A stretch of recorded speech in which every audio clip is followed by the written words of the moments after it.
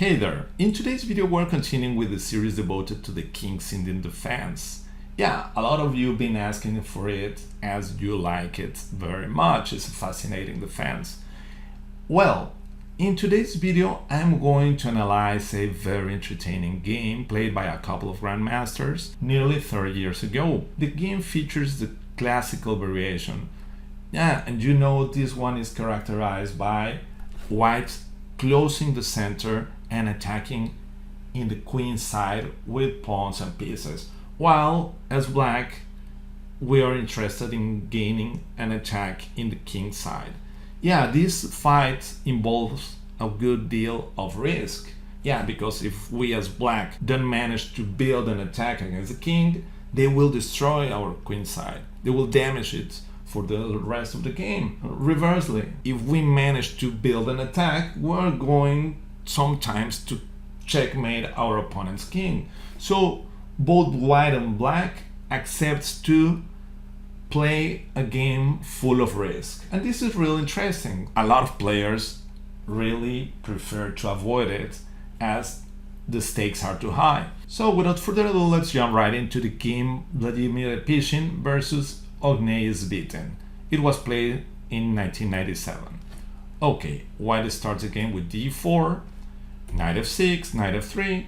Usually the king's Indian is reached by c4, g6, knight c3, bishop g7. This is the way to enter the king's Indian after e4, d6. Yeah, it's different to play d5 here. This would be the groomful defense. Very popular, fascinating as well, but more solid. It involves less risk in my opinion. So the game started with knight f6, knight f3, g6, c4, bishop g7, knight c3, castle, e4, and d6.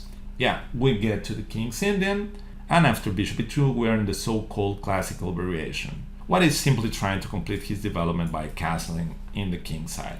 As black, we're supposed to attack white center, d4, usually by playing c5 or e5. Yeah, and the game continued with e5.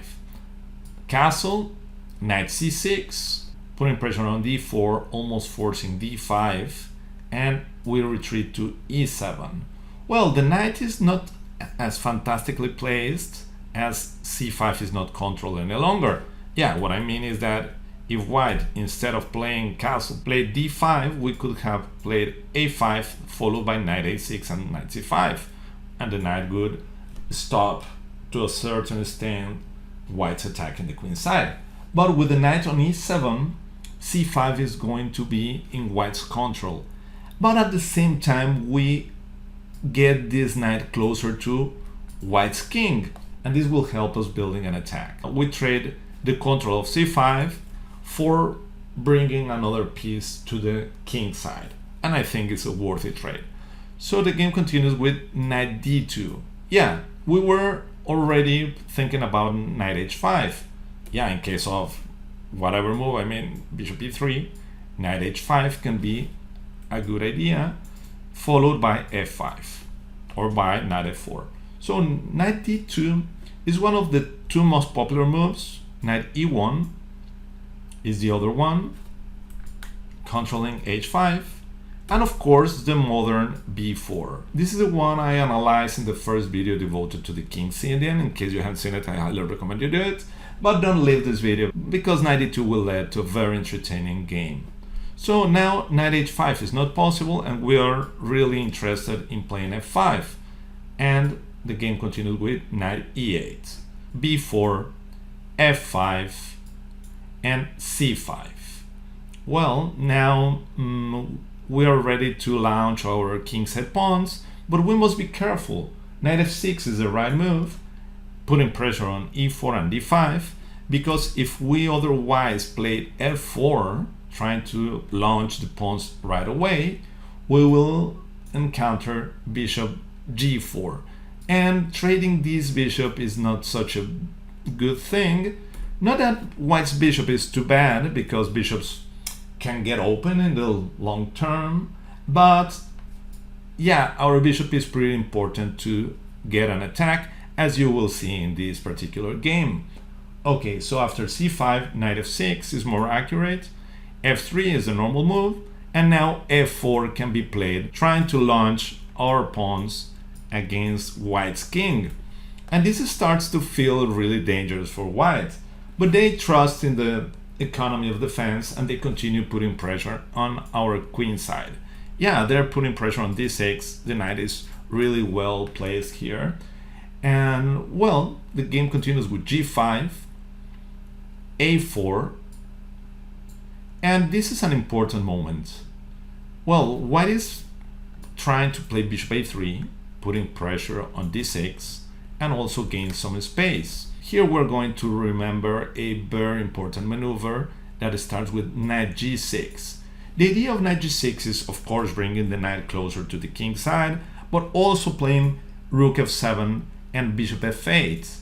Yeah, the bishop on f8 is going to defend d6, and the rook will be able to switch to g7 or to h7 as well. Usually will be on the g file, trying to play g4 and attack white's king in a very strong way. We're bringing pieces to the king side, and this rook is going to play an important role. In case of black advancing the pawn right away, white gets a fantastic position after bishop a3.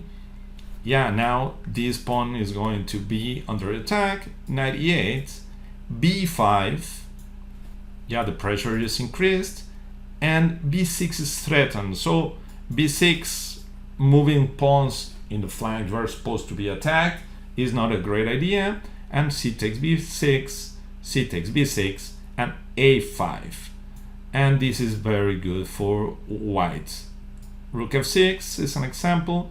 Bishop b4, threatening a takes b6 with the pressure on the a file. Rook b8, a takes b6, a takes b6, and knight a4.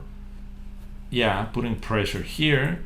And as you will see after bishop d7, white simply wins the b pawn by playing knight takes b6, rook takes b6, and bishop a5 as knight c8.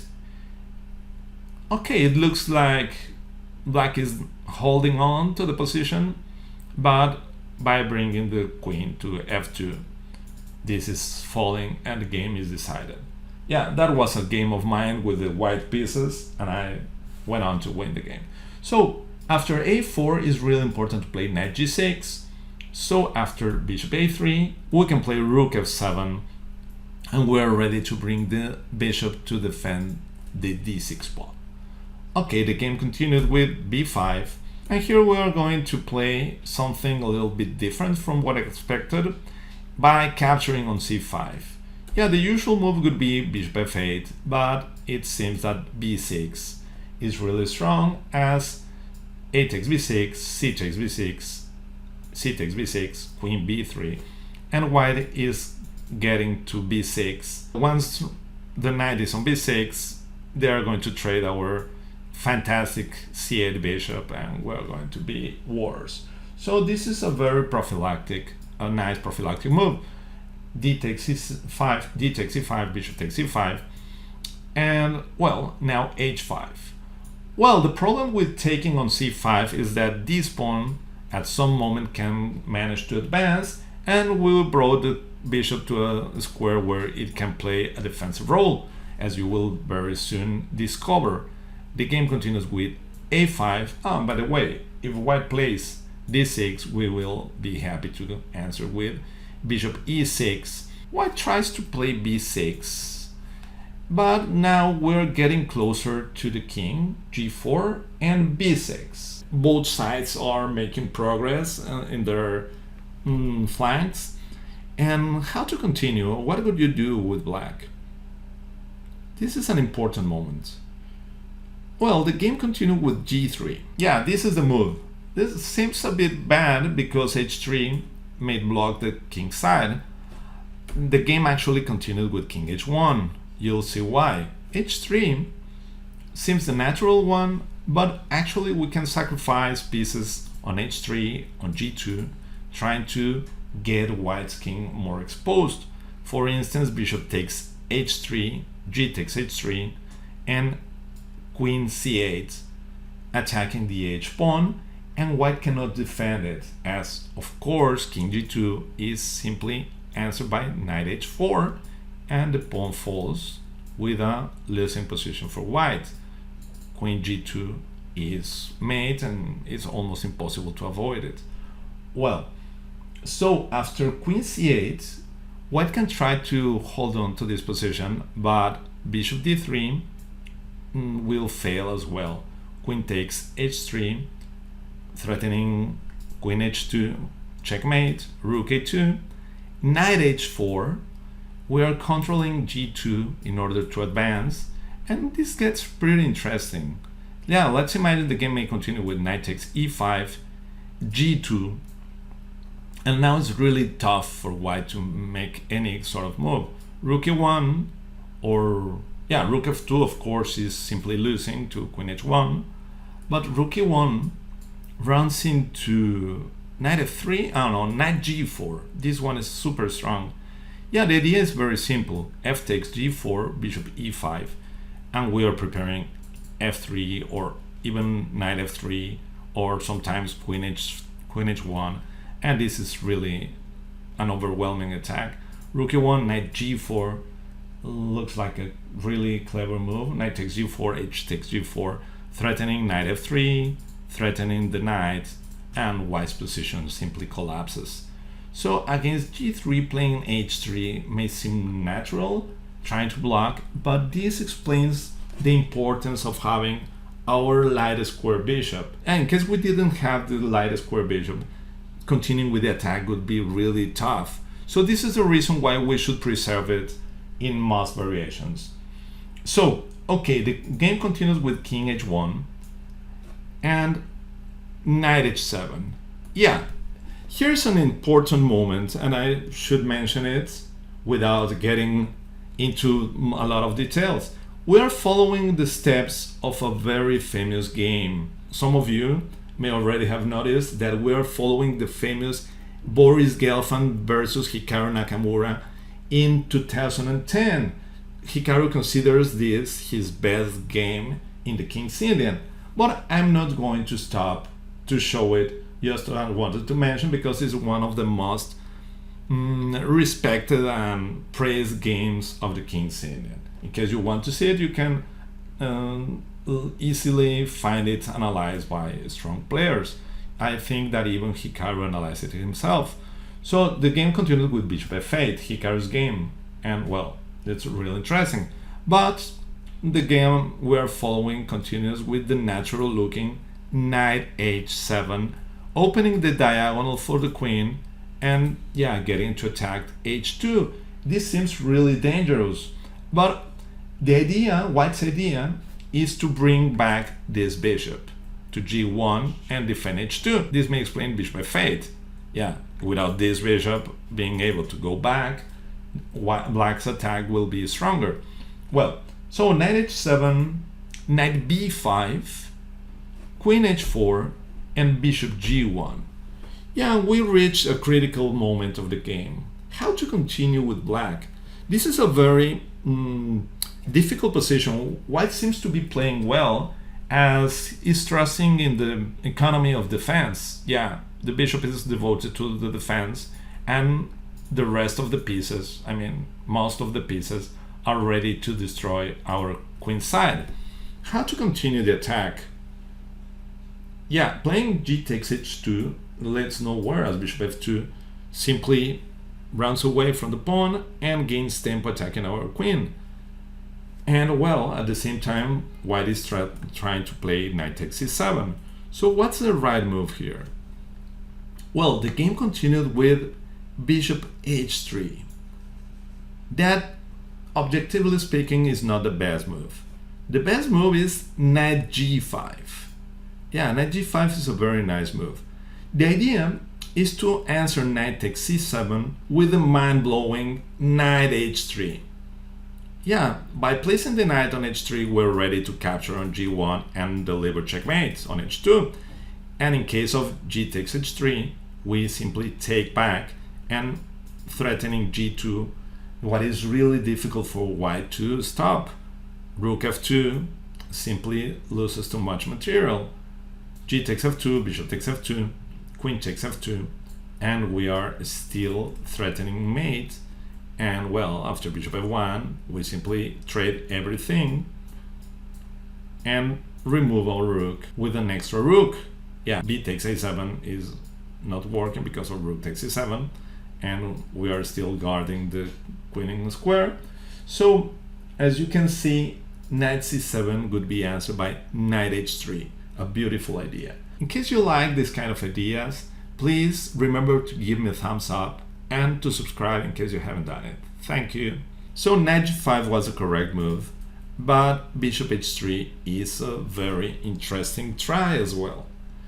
The game continued with rook e1.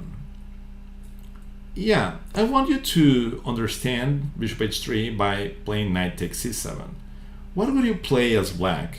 I encourage you to stop the video and find black's best continuation. You'll really enjoy it. Well, black to play and deliver checkmate in 1, 2, 3, 4, 5 moves. Bishop takes g2, king takes g2, queen h3, mind-blowing move, king takes h3, knight g5, king g2, knight h4, king h1, and g2. Fantastic sacrifice, ending with this beautiful pawn mate. Well, so as you can see, the idea of playing bishop h3 is really straightforward, and we are trying to play bishop takes g2 and sacrifice the queen. So the game continued with rook e1, freeing some space on the f file for the king. And now what? How to continue the hunt? Again, it's really interesting to stop the video and analyze it slowly but surely till the very checkmate. Well, the game continued with bishop takes g2, king takes g2, queen h3, again, forcing king takes h3, knight g5, king g2, knight h4, yeah, and king f1. That's the extra square white got by playing rook e1. But he was wrong, as this extra square is of no use after g2, king f2, knight h3, checkmate again, and that was it. That's the end of the game. But curiously, after bishop h3, it turns out that white is doing better by simply capturing the bishop. G takes h3, queen takes h3, and rook f2. Yeah, even when we get an exchange, an extra exchange, after capturing g takes f2, bishop takes f2, white's active pieces are destroying our queen side, and we have no attack. Now there is no way to bring more attackers, and well, things are really annoying. Even a takes b6 can be answered by the sacrifice knight takes c7, rook takes c7, and the clever bishop f1 attacking the queen, forcing the queen back to c8 or d7, as h4 is controlled by this bishop. And after coming back to one of those squares, knight takes b6, queen d8, defending the rook, knight takes a8, queen takes a8, d6, rook d7, bishop b5. All of a sudden you can see how white's pieces are extremely active, and those pawns are also very dangerous. So this is a losing position for black, so bishop h3 was not a correct move. But this is the spirit of the King's Indian. Sometimes it seems you are gambling. So here's a critical moment of the game, and knight g5 was really good enough to have a decent position and decent attacking chances with this beautiful idea of playing knight h3. The game was astonishing, beautiful, stunning, but not correct. This happens very often. And well, now let's think about the King's Indian in general. When you analyze the King's Indian together with your favorite engine, let's say in this position after 98, b4, f5, c5, usually the engine is not going to like black's position. yeah, it's going to give you plus 70 for white, for plus 80, sometimes even plus 1, a complete point. And this doesn't mean that you're not going to win games with the black side of the King's Indian. This means that if this was played by engines, white was going to win almost every game. But in human chess, we're going to spoil white's position over and over again.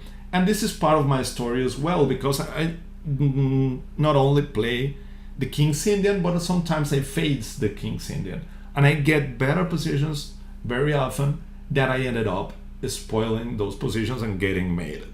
So this is something pretty common, and you have to know it, because the engine will hate the King's Indian very often, but gives us plenty of practical chances, and we have to be a little bit romantic. This is something like gambling a bit.